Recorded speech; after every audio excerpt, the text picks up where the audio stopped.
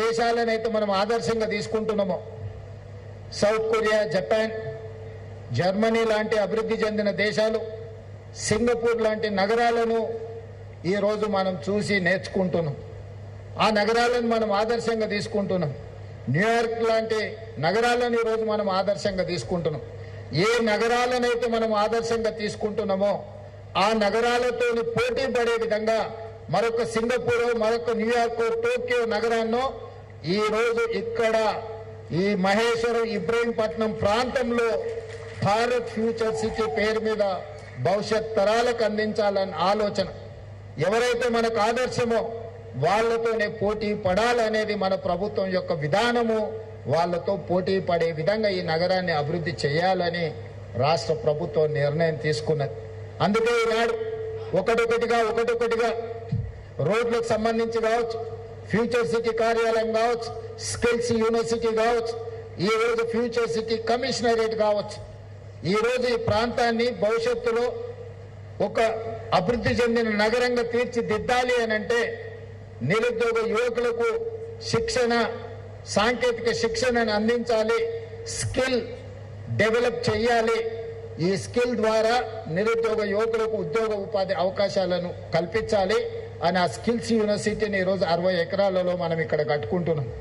మనం ఇతర రాష్ట్రాలు, ఇతర దేశాల నుంచి వచ్చే పెట్టుబడుల ఒప్పందాలు ఎక్కడో హైదరాబాద్లోనో, సైబరాబాద్లోనో కూర్చొని ఒప్పందాలు చేస్తున్నాం. అలా కాకుండా ఆ ఫ్యూచర్ సిటీ ఒప్పందాలు, ఫ్యూచర్ సిటీ కార్యాలయం ఇక్కడనే ఒప్పందాలు చేయాలి, వాళ్ళని ఇక్కడికి రప్పించాలని ఈరోజు ఫ్యూచర్ సిటీ కార్యాలయాన్ని మనం నిర్మించుకున్నాం. తొందరలోనే అధికారులు ఆ ప్రారంభోత్సవ కార్యక్రమాన్ని కూడా మే నెలలో జూన్ 2 లోపలనే అది ప్రారంభించుకునే కార్యక్రమాన్ని మన అధికారులు వేగంగా పూర్తి చేస్తున్నారు. అదేవిధంగా మొన్న జరిగిన గ్లోబల్ సమ్మిట్ మీరందరూ చూసి, ప్రపంచ దేశాల నుంచి దిగ్గజ సంస్థల్ని ఇక్కడికి రప్పించడమే కాకుండా 3 రోజులు అద్భుతంగా గ్లోబల్ సమ్మిట్ నిర్వహించడం ద్వారా పెట్టుబడులకు నమ్మకం, విశ్వాసంతో పాటు ఈ ప్రాంతం అనుకూలమైన ప్రాంతము, అంతర్జాతీయ ఎయిర్పోర్ట్ కు కూతవేటి దూరంలోనే ఈ భారత్ ఫ్యూచర్ సిటీ ఉన్నదని, ఎక్కడో అభివృద్ధి జరిగిన దగ్గర సమ్మిట్లు పెట్టుకోకుండా ఎక్కడైతే మనం అభివృద్ధి చేపట్టాలనుకుంటున్నామో, ఎక్కడైతే అభివృద్ధిని ప్రపంచానికి చూపించాలనుకుంటున్నామో అక్కడనే మన గ్లోబల్ సమ్మిట్ నిర్వహించినాం. మన అధికారులు నిరంతరం శ్రమించి అద్భుతంగా గ్లోబల్ సమ్మిట్ ను నిర్వహించారు. ఈ రోజు ప్రపంచానికి మన పట్ల విశ్వాసం, నమ్మకం కలిగింది. రాష్ట్రానికి పెట్టుబడులు రాబోతున్నాయి. ఆ పెట్టుబడులు ఈ ప్రాంతంలోనే మీకు అందుబాటులో ఉండబోతున్నాయని చెప్పి నేను ఈ సందర్భంగా తెలియజేయదలుచుకున్నా. మిత్రులారా, Cyberabad hitech city, outer ring road, అంతర్జాతీయ ఎయిర్పోర్ట్ ఇవన్నీ మీ కళ్ళ ముందు ఒకప్పుడు చర్చ జరిగినప్పుడు 2000 సంవత్సరం నుంచి 2010 సంవత్సరం లోపల ఇవన్నీ కూడా ఒక ఊహా చిత్రంగా మొదలైనవి. ఆ రోజు అవి చూపించిన నాయకులను అవహేళన చేసి ఇట్లాంటి 7 అంతస్తుల మేడలు గాల్లో కడుతున్నారు, ఇది సాధ్యమైతాయా అని ఆనాడు మాట్లాడారు. పెద్దలు తిగల కృష్ణారెడ్డి గారు ఇక్కడనే ఉన్నారు. ఆ రోజు హైదరాబాద్ నగర మేయర్గా ఈ ప్రణాళికలు రచించినప్పుడు వారు ఈ నగరానికి మేయర్. ఆ రోజు ఇవన్నీ చూపించినప్పుడు, ఇవన్నీ చర్చ జరిగినప్పుడు ఆనాటి ప్రజా ప్రతినిధులను అవహేళన చేసిండ్రు, ఇది సాధ్యమయమైన విషయమేనా అని. కానీ ఈరోజు నిజమైంది. ఈ దేశంలోనే 160 కిలోమీటర్ల 500 ఫీట్లు ఉండే ఔటర్ రింగ్ రోడ్డు ఏ నగరానికి లేదు. అది ఢిల్లీ దేశ రాజధాని కావచ్చు, ఫైనాన్షియల్ క్యాపిటల్ ముంబై కావచ్చు, ఐటీ క్యాపిటల్ బెంగళూరు కావచ్చు, చెన్నై ఇండస్ట్రియల్ క్యాపిటల్ చెన్నై కావచ్చు, ఎవరికి ఇంత అద్భుతమైన ఆస్తి లేదు. ఈరోజు దేశంలోనే ఒక అద్భుతమైన ఔటర్ రింగ్ రోడ్ మన దగ్గర ఉంది. మన హైదరాబాద్ ఎయిర్పోర్ట్ ప్రపంచంతోనే ఈరోజు పోటీ పడుతుంది. మన దగ్గర ఉన్న ఐటీ కంపెనీలు, మన దగ్గర ఉన్న ఫార్మా కంపెనీలు, మన ప్రపంచం సంక్షోభంలో మునిగినప్పుడు, కోవిడ్ వచ్చినప్పుడు 4 కోవిడ్ వ్యాక్సిన్స్ ప్రపంచం ఉత్పత్తి చేస్తే అందులో 3 కోవిడ్ వ్యాక్సిన్స్ హైదరాబాద్ నుంచి, జినోమ్ వ్యాలీ నుంచి తెలంగాణ రాష్ట్రం ప్రపంచానికి అందించింది, మన రాష్ట్రానికి కాదు. ఐటీ ఎగుమతులు, ఈ రోజు డిఫెన్స్ ఎగుమతులు 100% అభివృద్ధి చెందింది. పోయిన సంవత్సరం 3500, 3600 కోట్ల ఎగుమతులు చేస్తే ఈ సంవత్సరము 7,500 కోట్ల రూపాయలు ఎగుమతులు ఈరోజు డిఫెన్స్ లో మనం పెట్టినాం. మనం రాఫేల్ అని యుద్ధ విమానాన్ని విన్నాం. ఆ రాఫేల్ ని సర్వీస్ సెంటర్ ఎంఆర్ఓ ఈరోజు జిఎంఆర్ ఈరోజు శంషాబాద్ ఎయిర్పోర్ట్ లో ఫ్రాన్స్ లో ఒకటి ఉంటే రెండోది మన దేశంలో మన నగరంలో మీ ఊర్లోనే ఈరోజు సాఫ్రాన్ ఎంఆర్ఓ ఈరోజు ఇక్కడ ప్రారంభించుకున్నాం. సాఫ్రాన్ ఎంఆర్ఓలో యుద్ధ విమానాలను ఈరోజు సర్వీస్ చేసే సెంటర్స్ గా వాటిలో వచ్చే సమస్యలు పరిష్కరించే సెంటర్ గా రాణించింది. ఇట్లా చెప్పుకుంటూ వెళ్తే ఈ సక్సెస్ స్టోరీస్ ఆనాడు భూసేకరణకు ప్రయత్నం చేసినప్పుడు స్థానిక సమస్యలు వచ్చినప్పుడు ఆనాటి మంత్రివర్యులు దేవేందర్ గౌడ్ గారు కూర్చొని గ్రామాలలో సర్ది కట్టుకొని పోయి కూర్చొని గ్రామాలలో ఉన్న పెద్ద మనుషులను పిలిచి కూర్చోబెట్టి మాట్లాడి మన రంగారెడ్డి జిల్లాలో తాగనీకి నీళ్లు లేవు, పిల్లని ఇచ్చేటోడు లేడు, మన దిక్కు మళ్ళీ చూసేటోడు లేడు, ఈ అభివృద్ధి వస్తేనే మన జిల్లా బాగుపడుతుందని ఆ రోజు నిరంతరం దేవేందర్ గౌడ్ గారు కృషి చేయబట్టి ఈ ప్రాంతానికి ఇంత అభివృద్ధి వచ్చింది. నేను ఎందుకు వారిని ఈరోజు గుర్తు చేస్తున్నా అంటే ఈనాడు ఈ ఫ్యూచర్ సిటీలో కూడా కొంతమంది రైతులకు బాధనో లేకపోతే నష్టపరిహారం రాలేదనో లేకపోతే కష్టమో కొంత నిష్ఠూర్కమో ఉన్నది. ఈ వేదిక మీద ఉన్న ప్రజాప్రతినిధులు బాధ్యత తీసుకొని ఈ పనులను చేస్తే చరిత్రలో మీరు మిగిలిపోతారు. వాళ్ళని ఆదుకుందాం, వాళ్ళకి నష్టం చేయాలనేది ఈ ప్రభుత్వానికి ఎక్కడ ఆలోచన లేదు. వాళ్ళకి సరైన సముచితమైన విధంగా వాళ్ళని ఏ విధంగా ఆదుకోవాలనో ప్రభుత్వం ఆదుకుంటుంది. మిత్రులు శ్రీధర్ బాబు గారు మీకు ఎప్పుడు అందుబాటులో ఉంటారు. అధికారులకు ప్రజాప్రతినిధులకు నా సూచన, వాళ్ళందరినీ కూడా ఒప్పించి లీగల్ లిటిగేషన్స్ లేకుండా నేను కూడా రైతులకి ప్రాంత ప్రజలకు విజ్ఞప్తి చేస్తున్నా. చట్టపరంగా నోటిఫికేషన్లు ఇవ్వడం లీగల్ ప్రాసెస్ అంతా కంప్లీట్ అయిపోయింది. ఈ రోజు కాకపోతే రేపైనా మన భూమి ప్రభుత్వానికి బదిలీ అవుతుంది. అది ఆగే అవకాశం లేదు. తాత్కాలికంగా వాయిదా పడవచ్చు. వాయిదా పడడం వల్ల ఆనాడు మీరు భూమి ఇస్తే అదే పైసలు తీసుకుంటే కల్వకుర్తిలో అవతలికి పోతే మీకు ఈ సేమ్ ఇక్కడున్న భూమి కంటే 2 అంతలు వచ్చేది. ఇప్పుడు ఆడ కూడా భూముల ధరలు పెరిగినాయి. ఇప్పుడు ఈ పైసలు తీసుకోకపోతే ఎకరాలు మీ భూసేకరణ జరిగితే మీరు గజాలలో కొనుక్కోవడానికి కూడా ఆ పైసలు మీకు సరిపోవు. అందుకే నా సూచన, డబ్బులు తీసుకోండి, కొంచెం దూరం వెళ్ళి మళ్ళీ భూమి కొనుక్కోండి. ఇక్కడ ఏదో మీ పిల్లలకు ఉద్యోగాలకో లేకపోతే ఇంకేదైనా కావాలంటే మీ పిల్లలు చదువుకున్న వాళ్ళు ఉంటే స్కిల్స్ యూనివర్సిటీలో ట్రైనింగ్ ఇచ్చి వాళ్ళకు ఒక మంచి బాధ్యత గల పౌరుడిగా తీర్చిదిద్దుదాం. వాళ్ళకు ఉద్యోగ ఉపాధి అవకాశాలు కల్పిద్దాం. ఇతర ప్రయోజనాలు ఏమున్నా ప్రభుత్వం వాళ్ళ కోసం పనిచేస్తుంది. కాబట్టి దయచేసి స్థానిక ప్రజాప్రతినిధులకు నా సూచన, పిలవండి, కూర్చోబెట్టండి, మాట్లాడండి, వాళ్ళ బాధ వినండి. వినకుంటేనే గుంజుకుంటున్నామన్నా వాళ్ళకు ఒక అభద్రత భావాన్ని ఇవ్వకండి. ఎందుకంటే చాలా వరకు 90% భూములు క్లియర్ అయిన జూపల్లి కృష్ణారావు గారు ఆ రోజు ఇండస్ట్రీస్ మినిస్టర్ ఉన్నప్పుడే ఈ భూసేకరణ కార్యక్రమం ఈ ప్రణాళికలు కొంత ముందుకు వచ్చినాయి. ఆ రోజు ఇచ్చి ఆ రోజే డబ్బులు తీసుకుంటే ఈ కొంచెం విసుటాసుట ఆచారం దాటితే నాగార్జున సాగర్ రోడ్లైనా యువతల కర్తాల ఆమన్గాలు దాటితే ఇక్కడైనా మంచి భూములు వచ్చేది. ఇప్పుడు ఆ అవకాశం కూడా పోయింది. రోజుకు ధరలు పెరుగుతూ ఉన్నాయి. అప్పుడో ఇప్పుడు అడుగుతుంటే తెలిసిన వాళ్ళు ఏమయ్యా భూమి ధర ఎట్లుందని, ఏమన్నా 5 ఎకరాలు కొనుక్కున్నా ఫ్యూచర్ సిటీ దగ్గర నేను అడిగితే 6 నెలల కింద 3 కోట్లు చెప్పారు, ఇప్పుడు 6 కోట్లు చెప్తారు. అంటే ఇక జీవితంలో ఆయనలో 3 కోట్లు అయినప్పుడు ఎక్కువ అనుకున్నాను, ఇప్పుడు 6 అయింది. ఇంకా కొనుక్కునే మా స్థాయి దాటిపోయింది. ఇంకా భవిష్యత్తులో ఎప్పుడు మాకు ఫ్యూచర్ సిటీలో భూమి లేదనుకునే పరిస్థితి వచ్చేది. అందుకే ఎప్పటికప్పుడు ధరలు పెరుగుతూనే ఉన్నాయి. కాబట్టి వచ్చి ఈరోజు తీసుకొని అధికారులకు కూడా నా సూచన, పేదల పట్ల మానవీయ కోణంతో మీరు వ్యవహరించండి. వాళ్ళు శత్రువులు కాదు, వాళ్ళు మన అభివృద్ధి కోసం భూములు ఇస్తున్నారు. ఈ అభివృద్ధిలో వాళ్ళు భాగస్వాములు అవుతున్నారు. వాళ్ళని గౌరవించండి, వాళ్ళకి మర్యాద ఇవ్వండి, వాళ్ళని పిలిచి కూర్చోబెట్టి మాట్లాడండి. మీరు కూర్చోబెట్టి ఛాయ్ తాగిపించి 10 నిమిషాలు మాట్లాడితే వాళ్ళ కడుపు లేదన్న బాధ ఉంటే చెప్పుకుంటారు. ఈ నుండి చేయగలిగింది చేయండి. మీ స్థాయిలో చేయలేని ఉంటే మంత్రి గారి దగ్గరికి తీసుకెళ్ళండి, మంత్రి గారి స్థాయిలో కాదు ఉంటే నా దగ్గరికి తీసుకురండి. ఈ ప్రాంతంలో ఉన్న ప్రతి ఒక్కరు 90% నాకు తెలుసు. నేను ఎందుకంటే చాలా సార్లు ఈ ప్రాంతంలో తిరిగిన, పాదయాత్ర చేసిన.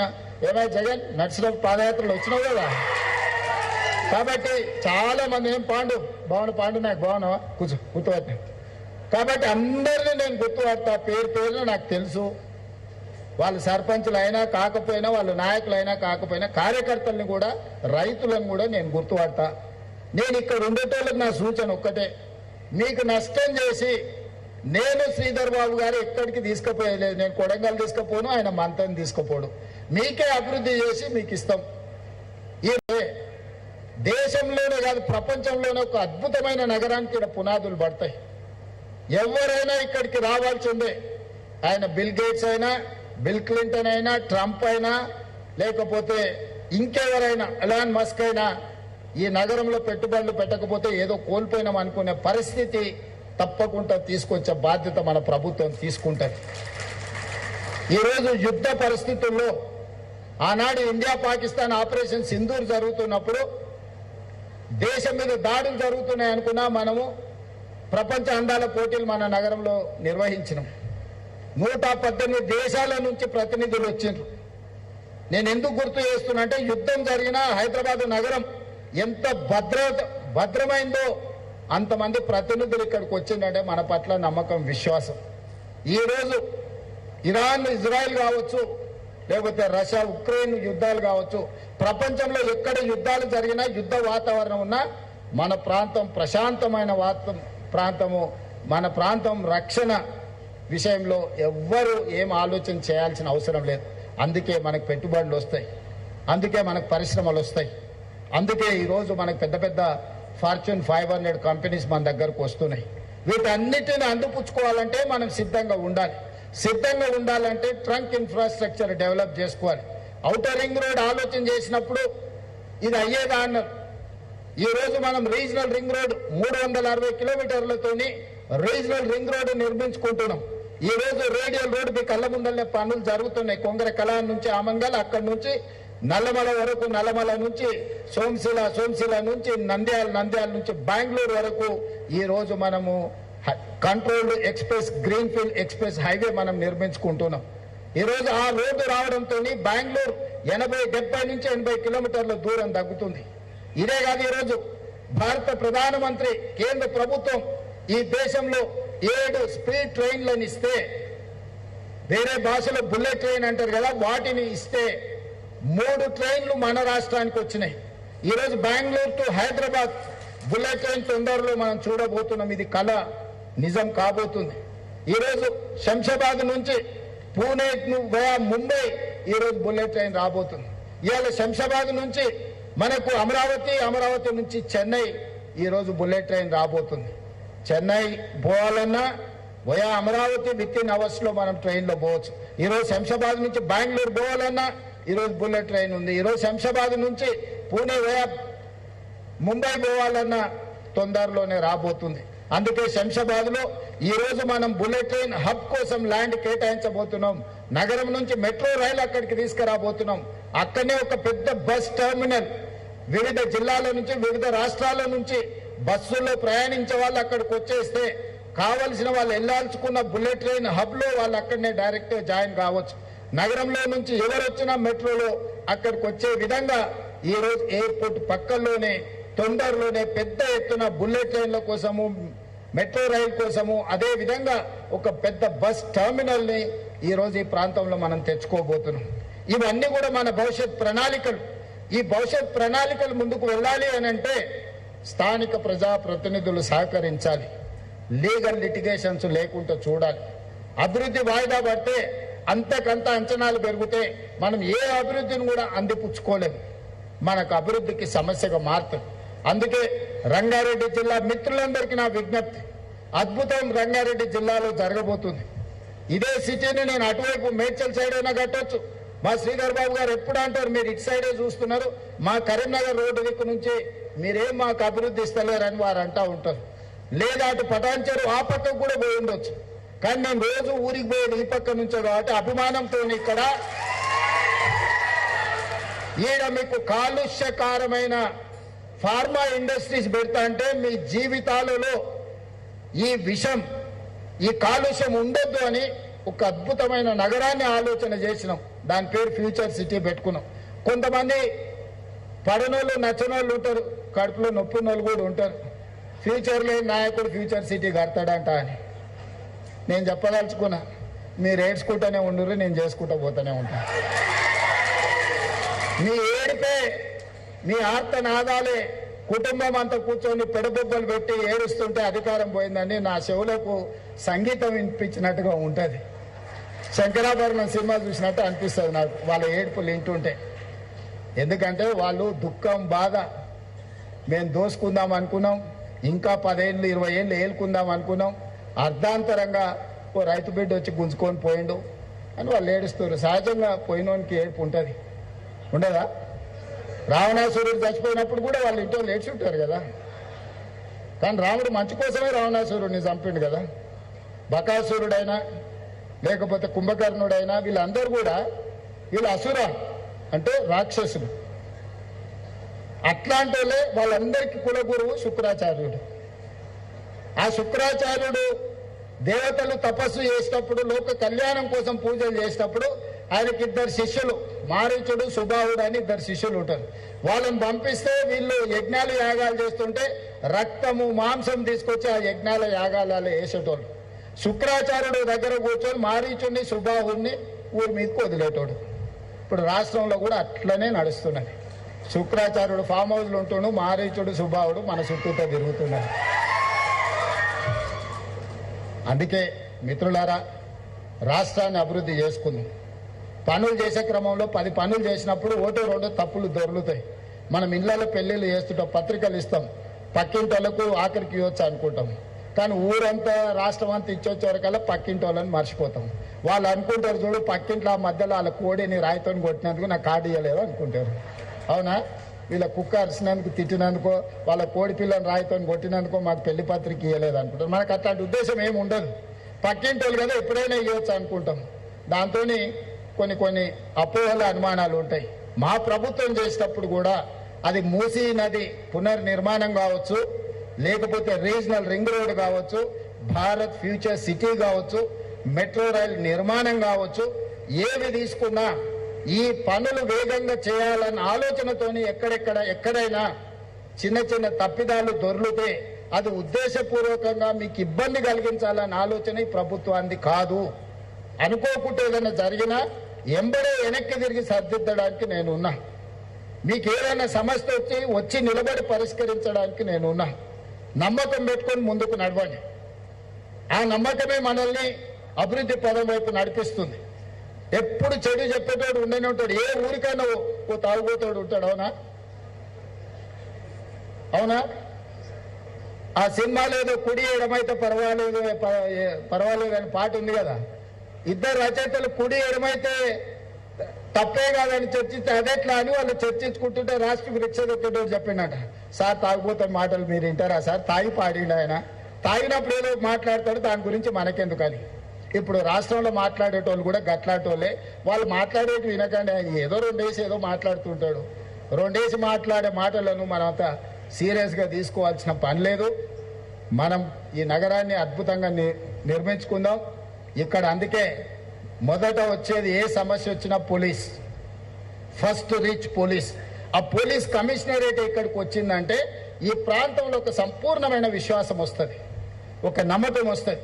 అందుకే పోలీస్ కమిషనరేట్ని ఇమ్మీడియట్ గా నగరానికి కావాల్సిన అభివృద్ధి కార్యక్రమాలు ముందుకు తీసుకెళ్లే క్రమంలో future city office, skills university, police commissionerate వీటన్నిటినీ చెప్పినాం. ఈ రోజు మిగతా పోలీసు మల్కాజ్గిరి కమిషనరేట్, ఇతర ట్రాఫిక్ పోలీస్ స్టేషన్లు అన్ని ప్రారంభించుకున్నాం. చివరిగా మా ఆదివాసీ బిడ్డలు ఇలా చాలా మంది వచ్చారు. ఈరోజు ఒకనాడు ఈ ప్రాంతంలో రైతులు భూమి కోసం కొట్లాడినప్పుడు, భూమి కోసం, భక్తి కోసం, విముక్తి కోసం సాయుధ రైతాంగ పోరాటం చేసి నేల కొరిగిన వీరులు ఈ ప్రాంతంలో ఉన్నారు. అది కొమరం భీముడు కావచ్చు, రామ్జీ గోండు కావచ్చు, లేకపోతే చాకలి ఐలమ్మ కావచ్చు, లేకపోతే దొడ్డి కొమరయ్య కావచ్చు. ఇలాంటి వాళ్ళు ఎంతో మంది వీరులు నేల కొరిగిండ్రు సాయుధ రైతాంగ పోరాటం నుంచి. ఈ రోజు ఆనాటి పోరాటాలు, ఆ తర్వాత వచ్చిన పరిణామ క్రమంలో భూస్వాములు, జమీందారులు, జాగీర్దారులు ఆధిపత్యం చెలాయిస్తున్నప్పుడు, పేద ప్రజల మీద అమానుషంగా వ్యవహరిస్తున్నప్పుడు నక్సల్ బరి ఉద్యమం వచ్చింది. బెంగాల్లో ఉన్న నక్సల్ బరిలో మొదలైన ఉద్యమం తెలంగాణ రాష్ట్రంలో దండకారాన్ని మొత్తం నల్లమల అటవీ ప్రాంతానికి వ్యాపించింది. ఆనాడు ప్రజలందరూ ఉవ్వెత్తున నక్సల్ బరి ఉద్యమంలో భాగస్వాములై కాకతీయ ఉస్మానియా యూనివర్సిటీలో ఇంజనీరింగ్ చదువుకుంటున్న గద్దర్ లాంటి వాళ్ళు కూడా నక్సల్ బరి బాట పట్టిండ్రు. ఆనాడు వాళ్ళు స్లోగన్లు ఇచ్చిండ్రు, దున్నేవాడికి భూమి అన్నారు. ఇందిరాగాంధీ అసైన్మెంట్ యాక్ట్ తీసుకొచ్చి, అగ్రికల్చర్ సీలింగ్ యాక్ట్ తీసుకొచ్చి భూస్వాముల దగ్గర, జమీందారుల దగ్గర, జాగీర్దారుల దగ్గర మూలుగుతున్న లక్షలాది ఎకరాలను తీసుకొని పేదలకు పట్టాల పేరు మీద భూములను అందించడం వల్ల భూమిని అందించింది ఆనాటి శ్రీమతి ఇందిరాగాంధీ గారి ప్రభుత్వం. రైతు కూలీల కోసం రైతాంగ పోరాటాలు జరిగినాయి. వాళ్ళ కూలీతో పాటు గిట్టుబాటు ధర గురించి ఆనాడు ఉద్యమాలు జరిగితే ఆ ఉద్యమాలను దృష్టిలో పెట్టుకొని కనీసం మద్దతు ధర చట్టాన్ని తీసుకొచ్చి, ఎంఎస్పీ తీసుకొచ్చి, ప్రపంచంలో ఏ వస్తువు ఎవడు ఉత్పత్తి చేస్తే ఉత్పత్తి చేసేవాడు ధర నిర్ణయిస్తాడు. ఒక్క రైతు మాత్రమే తాను ఉత్పత్తి చేసిన పంటను బజార్కు తీసుకెళ్తే, మండికి తీసుకెళ్తే, మార్కెట్కు తీసుకెళ్తే కొనుగోలు చేసేటోడు ధర నిర్ణయిస్తాడు. ప్రపంచంలో అత్యంత దోపిడీకి లోనైంది రైతు. ఆ రైతును కాపాడాలని కనీస మద్దతు ధర చట్టాన్ని తెచ్చి ఈ దేశంలో రైతులను కాపాడింది, రైతులను ఆదుకున్నది ఇందిరాగాంధీ గారు, రాజీవ్ గాంధీ గారు. అదేవిధంగా రైతు కూలీ సంఘాలు, కూలీ దొరక్క అంబలి కేంద్రాలను చూసినా మనం. కరువు ఉన్నప్పుడు అంబలి కేంద్రాలను బస్టాండ్లో పోటీ పెట్టేది. ఒక్క పూట తినడానికి కూడా కష్టం ఉన్నప్పుడు, కూలి పని కూడా దొరకక వలసలు పోతున్నప్పుడు ఉపాధి హామీ చట్టాన్ని శ్రీమతి సోనియా గాంధీ గారు తీసుకొచ్చి ఈనాడు గ్రామీణ ప్రాంతాలలో పేదవాడికి పని లేకుండా ఆకలితో చావద్దు, ఆకలితో పడుకోవద్దు అని ఈరోజు ఉపాధి హామీ చట్టాన్ని మన ప్రభుత్వం తీసుకొచ్చింది. కనీస మద్దతు ధర కావచ్చు, ఉపాధి హామీ పథకం కావచ్చు, రైట్ టు ఎడ్యుకేషన్ యాక్ట్ కావచ్చు, రైట్ టు ఇన్ఫర్మేషన్ యాక్ట్ కావచ్చు, చట్టాలన్నీ సవరించుకుంటూ పేదల కోసం పనిచేసారు. అందుకే ఈనాడు నక్సల్ బరి ఉద్యమాల బాట పట్టిన, అడవి బాట పట్టిన సోదరులకు అందరికీ మేము విజ్ఞప్తి చేసినాం. అయ్యా, మీ పోరాటం ఫలించింది. ప్రజల జీవన ప్రమాణాలు మారిపోయినాయి, పెరిగినాయి. మీరు అడ్డుకోవడం వల్ల గిరిజన ప్రాంతాలలో, తండాలలో, గూడాలలో, మారుమూల పల్లెల్లో ఈ ప్రభుత్వం చేయాలనుకుంటున్న అభివృద్ధి ఆగిపోతుంది. ఆ ఆదివాసి బిడ్డలకు ఉద్యోగ ఉపాధి అవకాశాలు కల్పిస్తాం, జనజీవన స్రవంతిలో కలవండి అని పిలుపునిచ్చినాం. మనం వచ్చిన తర్వాత ఇంతకుముందు సుమతి గారు చెప్పారు, శివధరెడ్డి గారు చెప్పారు, 814 మంది నక్సలైట్లు ఉద్యమ బాటను వీడి జనజీవన స్రవంతిలో సెంట్రల్ కమిటీ మెంబర్స్ అందరూ ఈరోజు వచ్చారు. ఇంకా ఒకరిద్దరు పెద్దలు మిగిలిపోయిన వాళ్ళకు కూడా వయసు మీద పడ్డది. అందులో ప్రముఖ వ్యక్తి గణపతి. నేను ఈ వేదిక మీద నుంచి వారికి విజ్ఞప్తి చేస్తున్నా. ప్రభుత్వం మీ ఆరోగ్యం బాగాలేదని ప్రభుత్వం దృష్టికి వచ్చింది. మీకు అవసరమైన వైద్యాన్ని అందించే బాధ్యత రాష్ట్ర ప్రభుత్వం తీసుకుంటుంది. మీ ప్రాణానికి రక్షణ కల్పించే బాధ్యత మా రాష్ట్ర ప్రభుత్వం తీసుకుంటుంది. ఇక మీ ఉద్యమం ప్రజలలో ఉండి ప్రజా సమస్యల్ని ప్రస్తావించండి, అవి పరిష్కరించడానికి ప్రజా ప్రభుత్వం అందుబాటులో ఉంది. ఇంకెవరైనా అడవుల్లో ఉండి నక్సలైట్ ఉద్యమాలతోని ప్రభావితమైన వాళ్ళు ఎవరైనా ఉంటే జనజీవన స్రవంతిలోకి రాండి.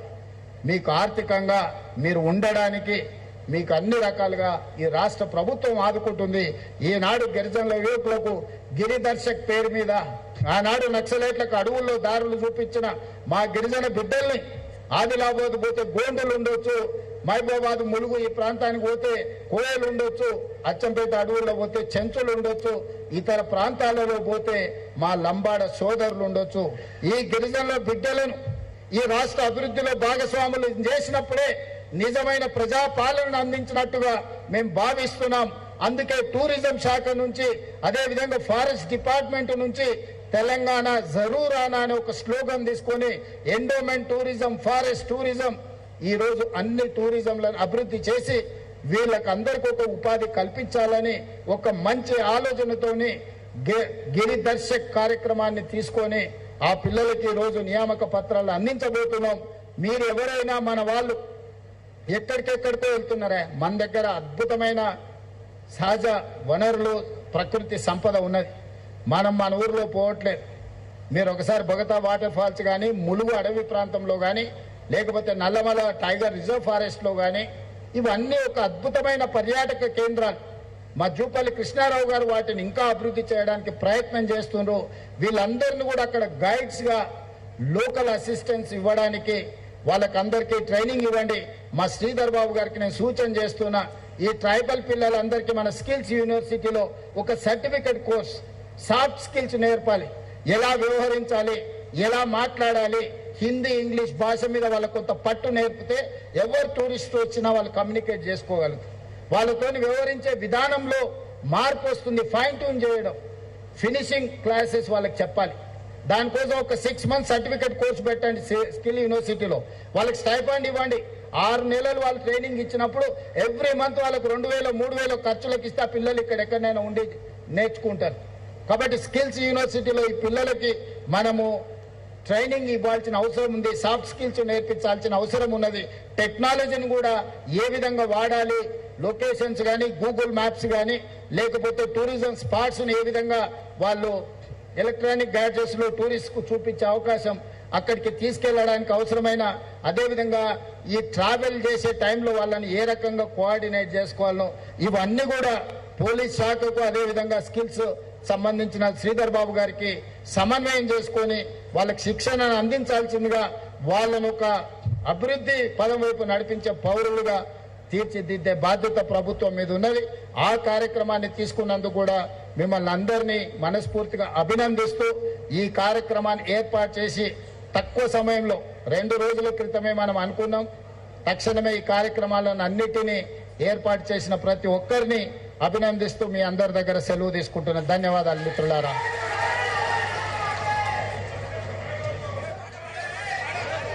ఒక స్పష్టమైన దిశా నిర్దేశం చేశారు ఆనరబుల్ సీఎం గారు వారి సందేశంలో. ఫ్యూచర్ సిటీ అంటే సమగ్రమైన అభివృద్ధితో నగరానికి మరో మణిహారంగా ఉంటుందన్న శుభ సందేశం ఇచ్చిన ఆనరబుల్ సీఎం గారికి ధన్యవాదాలతో